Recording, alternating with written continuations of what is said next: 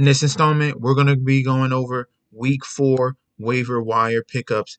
A lot of things happened over this weekend, and a lot of opportunities have now opened. Let's get into it.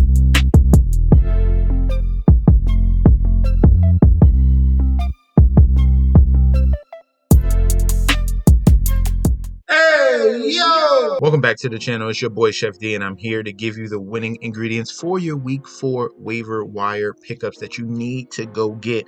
Either you pick them up or you go trade for them. These are the options that you have right now for this particular week for these particular guys that have definitely sparked up and should be available in your leagues. If not, you need to find a way to go get them, all right? But before I deep dive into that, do not forget to like, comment, and subscribe to the channel. Make sure you follow me on Instagram and Twitter at Madison.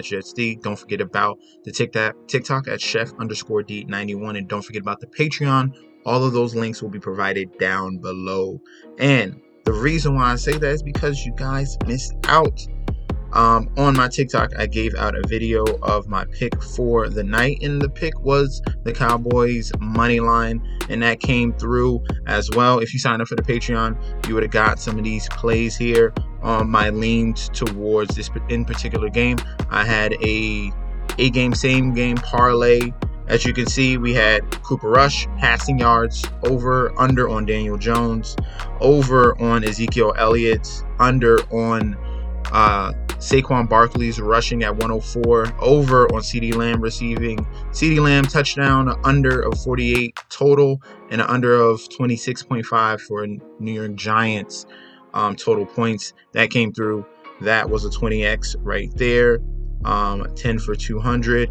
Also, they had a boost on DraftKings, Saquon or Zeke to score a TD. They happened to score, both of those guys happened to score a TD. So that was a pretty much lock that I felt very confident about. And then obviously I wanted to hammer the Cowboys money line.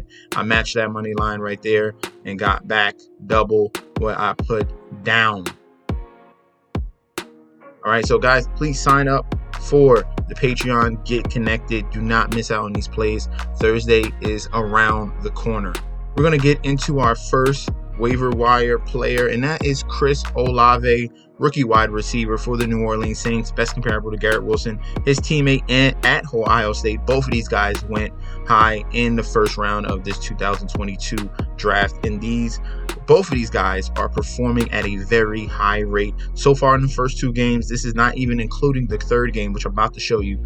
Olave has already 16 targets, 8 receptions, 121 yards, getting a nice yards per reception at 15.1. Very getting deep targets. Jameis Winston is finding this guy at a high rate. No touchdowns yet, averaging 10 fantasy points, but the air yards equal opportunity. 321 air yards, and that came to fruition in this Saints game going against the Panthers. If we're looking at Chris Olave, what he did in this game against the Panthers: 9 receptions, 147 yards on 13 targets. This man is reliable. This man's been getting open. He's getting a ton of deep targets, averaging yards per reception 16.3. So it's going even higher than what we already seen in the first 2 games. This man is a must get. If he's in your waiver order, please go get him. He is worth it. And if he's not, go trade for this man before he really goes off. He still hasn't had even a touchdown yet. So the real big boom hasn't even come yet. This is an opportunity to go get Olave right now. Wide receiver Zay Jones is next on the list, and this is a guy that, if you go back to my previous videos leading up to the season, he was one of my deep sleepers that you need to go get. No one was paying attention to this Jacksonville Jaguars offense, but I saw the upside of him in his previous year with the Las Vegas Raiders, In 2021, he had 70 targets, 546 yards, a touchdown. Last year, he's having some solid games. We saw some upside from him, and he leaves there and goes to a situation where he is the number 2 wide receiver in a Doug Peterson offense. Doug Peterson is obviously instilling a great offense, a great culture around Trevor Lawrence, and Trevor Lawrence is brightening up before our eyes. We're seeing a great connection with him and Christian Kirk, and we're seeing a great connection with Zay Jones as well. If we look at these Jaguars, look at what Zay Jones put together. He was the number one wide receiver this week for the Jacksonville Jaguars. This is a nice 1-2 punch that they got right here. They got a veteran Marvin Jones, but Zay Jones, 10 receptions, 85 yards, 1 touchdown on 11 targets. All right. So when eyes are going to be on Christian Kirk, there's no problem of Trevor Lawrence throwing the ball to someone as reliable, now becoming kind of sort of a veteran here. He's really emerged after the Raiders years and coming over to Jacksonville Jaguars. He's a very, very solid wide receiver 3 in fantasy football. This is someone that definitely should be available in your lineups, and go pick him up this week. Here come the running backs. Our next guy we need to focus in on for waiver wires in week 4 will be Khalil Herbert, running back for the Chicago Bears. I was getting a lot of him in best ball formats, going really, really late in fantasy football drafts. A lot of guys were going ahead of him, but he has the ability. We already seen it last year with the Chicago Bears, getting opportunity playing alongside of David Montgomery, but we saw bursts. All right, so last year 103 attempts, 433 yards, 4.2 yards to carry, 96 free receiving yards, and 2 TDs. In that limited sample size, we saw the burst, we saw the opportunity. All right, and now with David Montgomery, who's currently day-to-day, we are not 100% sure of what's going to happen with his injury. He left this game against the Houston Texans, and as you can see, Khalil Herbert took it to a whole nother level. As you can see right here, 20 carries on 157 yards and 2 touchdowns along of 52. Khalil Herbert looks better than David Montgomery in this offense right now. He's hitting the hole with ferocity, and in this high volume run offense under Luke Getsy, and the fact that Justin Fields is currently struggling, they're going to lean on the run very, very heavily, okay? So definitely go get Khalil Herbert. Even if David Montgomery comes back this week, we know he's going to be splitting carries with David Montgomery. It's pretty much a 60-40 split right now between Herbert and David Montgomery, and as Herbert continues to perform, he's getting work in the receiving game and the rushing game for this struggling offense right now. So I love Khalil Herbert for this week. Go get him. Now, this one is obvious if you paid attention to me. The next running back is Alexander Madison. In my do not draft video that I did like a month and a half ago, I said do not get Dalvin Cook. I told you about his shoulder. It's a degenerative. I can't even say the word. Degenerative. That's what we're going to. Degenerative shoulder issue with Dalvin Cook, and it's going to reoccur. It's already happened multiple times in his career, in 2014 and 2017 and 2021, 2022. Do not get Dalvin Cook. You should have not drafted Dalvin Cook because of his shoulder issue. Hopefully this doesn't affect him outside of football. I want him to live a healthy life, but in fantasy, we can't trust him, and you had to back him up with Alexander Madison. If you had Cook, it was 100% locked that you had to get Alexander Madison, and now he gets the full opportunity.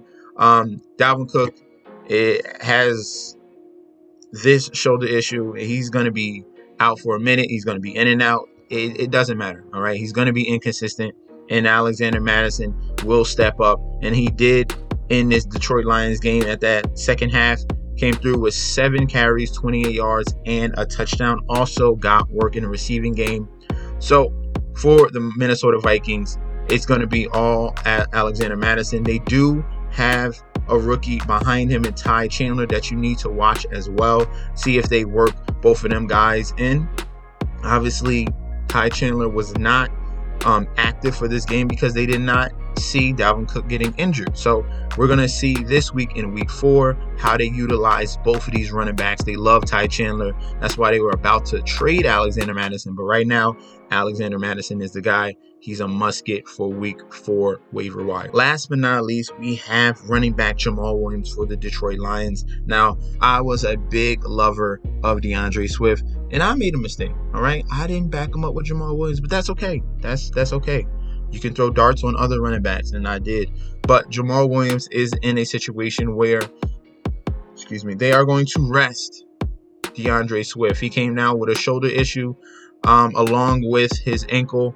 And now they're going to most likely sit DeAndre Swift until week 6. This is going to allow Jamal Williams to get and be the number 1 running back in this offense. It's going to be Jamal Williams. It's going to be Craig Reynolds. That's going to be the 1-2 punch for Detroit Lions. So if you watched Hard Knocks, you saw the upside of Craig Reynolds. So watch out for him. But Jamal Williams is going to be the number 1 running back as of right now. Give a little rest to DeAndre Swift. I love DeAndre Swift. Let him get healthy and let him come back in week 6 so he can hit a strong rest of the season. But right now, Jamal Williams is the guy to look forward to. Came through very solidly in this game against the Minnesota Vikings, as we can see right here. Jamal Williams, again, 20 carries, 87 yards, 2 touchdowns. All right. Big performance from him, along of 15. He also got work in the receiving game, 2 for 20. So the Lions should and will be in good hands with Jamal Williams as their running back. Currently running back 25 because he's been popping off so far this year. He was a great late running back to go get. Everyone that did 0 RB should be in great hands right now. And Jamal Williams is going to be a definite go get for waiver wire in week 4, right? Those are the guys that we need to focus in on and go trade for in our fantasy football leagues for week 4. Thank you guys for tuning in. Please do not forget to like, comment, and subscribe to the channel. Make sure you follow me on Instagram and Twitter at MetsNetShetsD, and I'll be back with another video very soon. All right, peace out.